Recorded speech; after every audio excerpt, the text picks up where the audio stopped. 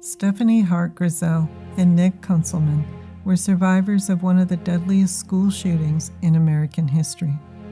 The Columbine massacre left 15 dead and 24 injured. These images are just as disturbing now as they were 25 years ago. But the violence in Littleton, Colorado wasn't over. Just months later, evil would strike a second time. Stephanie and Nick would not escape. In this Subway restaurant, just a couple of blocks from that infamous school, would be where they spent their final moments.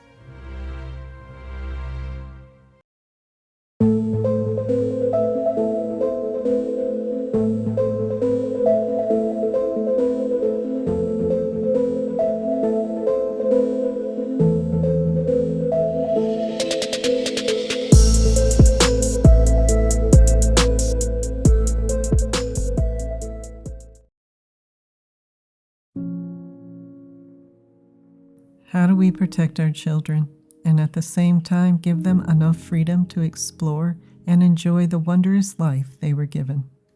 As difficult as it is to admit, there is no easy answer. The nation grieved for the victims of Columbine, and yet most of us were unaware that just 10 months later, not far from the school, 2 more students would have their lives taken. The murders of Stephanie and Nick received little attention. To this day, there is not very much information available about their deaths.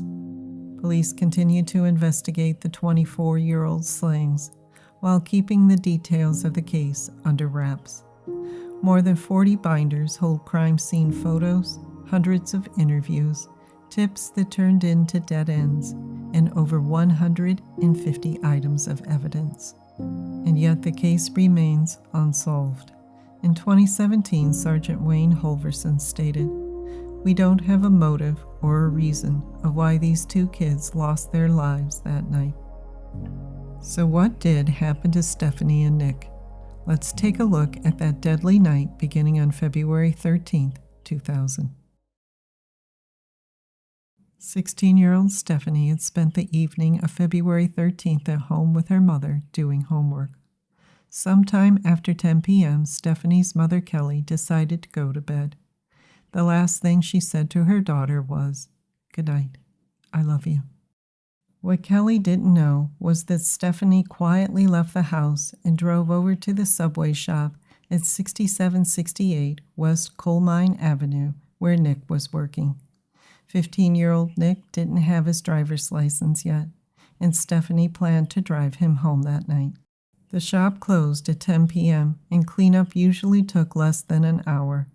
A 15-year-old classmate and co-worker, Nathan Grill, stated to authorities that he and some friends had stopped by the Subway shop just before it closed, and there was no indication of problems.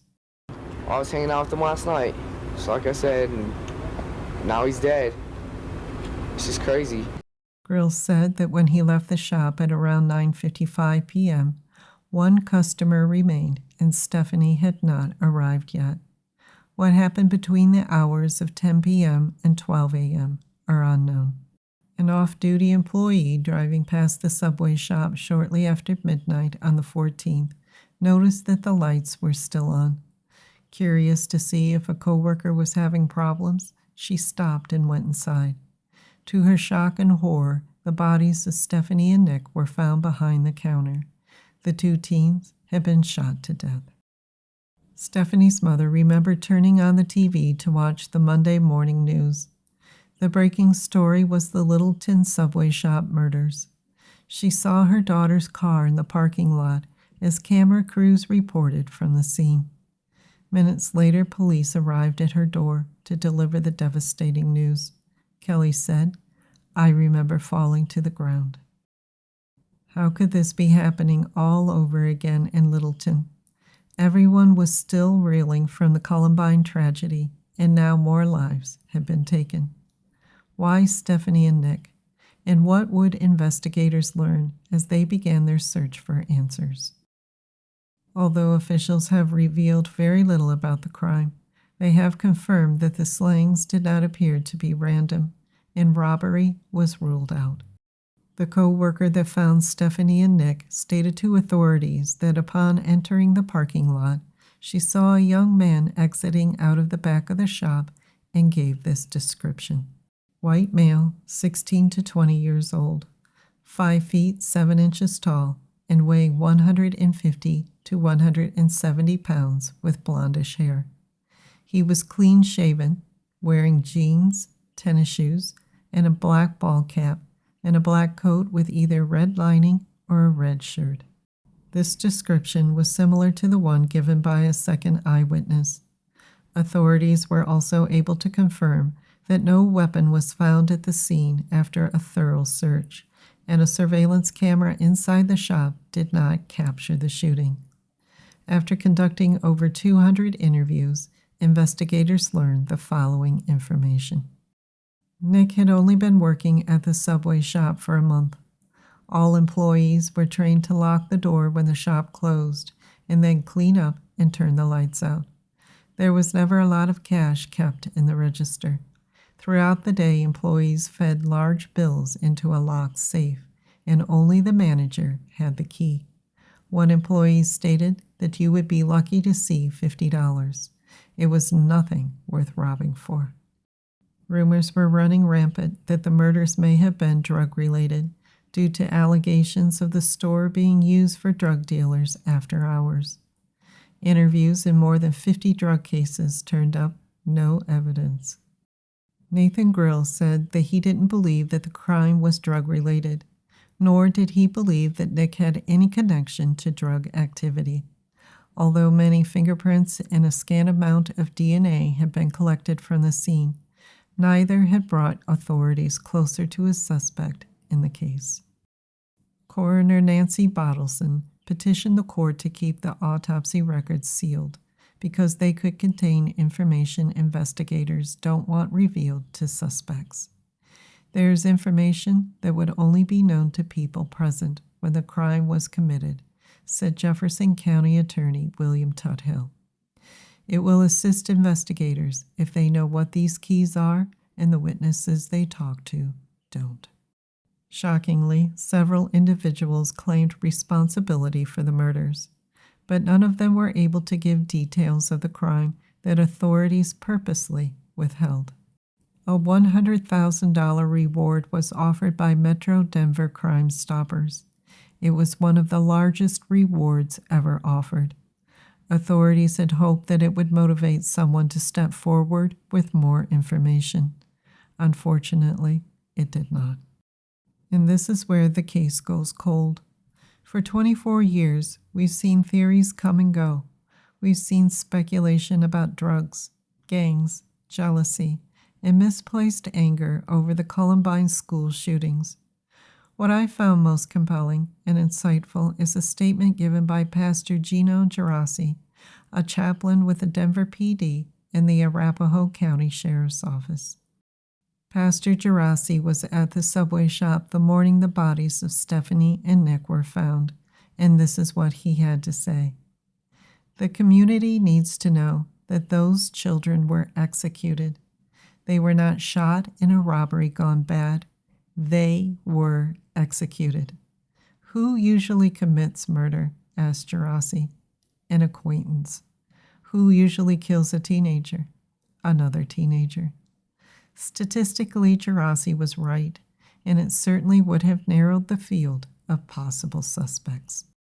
Sadly, Stephanie and Nick aren't the only victims in this case. When someone is murdered like these two kids were, it's like a drop of heartbreak hitting the surface of a vast pool of emotion. The ripples of pain and loss affect all the lives of those who love them most. In February of 2001, David J. Green, a lawyer for Kelly Grizzell, filed a wrongful death lawsuit against Joseph H. Hartman, Jr., the owner of the Subway shop. In the suit, Hartman was accused of being aware of the drug dealing in the shop and did nothing to stop it. Grizzell said at the time, "I didn't know if this lawsuit will do anything, but we had to say what happened wasn't right." Green stated that people who did not work at Subway often entered the back door where drugs were bought and sold. It was alleged that Nick may have allowed the killer inside after the shop was closed. Green said Nick may have smoked marijuana and thought the murderer was a fellow smoker. The lawsuit also claimed that the surveillance camera in the store was not working. They turned it off so they wouldn't capture the employees' drug use. Green also pointed out that youth employment laws had been violated. The suit was later dismissed, and Hartman's attorney filed a motion asking that Grizzell pay their fees and other court costs totaling $14,000. The judge reduced the amount to $6,900. The Colorado Court of Appeals overturned portions of a district judge's order dismissing the wrongful death lawsuit in 2003. No further information about the suit was published concerning a settlement. Hartman sold the restaurant in October of 2002. After a 5-month U.S. Department of Labor investigation, Hartman was fined just under $19,000 for violating child labor laws. The department questioned why Nick was allowed to close the restaurant alone. Federal laws prohibit anyone under the age of 16 from working past 7 p.m. on school nights. Nick and several other underage employees were routinely scheduled to close the restaurant at 10 p.m. Kelly Grizzell was charged with harassment and obstruction of a peace officer on what would have been Stephanie's 18th birthday in 2001. Kelly said she was abused and humiliated by the officials that failed to bring her daughter's killer to justice. Many times, a victim's family feels as if the wheels of justice are moving far too slow, making for a tumultuous relationship with authorities. The charges against Grizzell were resolved quietly, and it was recommended that she receive grief counseling. Nick's mother has moved out of state, and his father passed away without ever finding the justice he was searching for. So much has been lost in Littleton, Colorado. What the families fear most is that the murders of Stephanie and Nick will slowly be forgotten.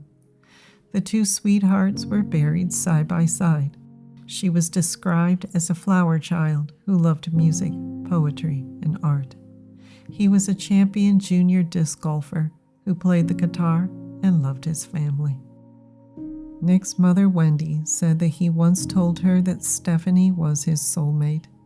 He believed that there was no way they could ever be apart, that they would always be together. Nick's uncle wistfully stated, "I know he did all he could do to protect her until his last breath."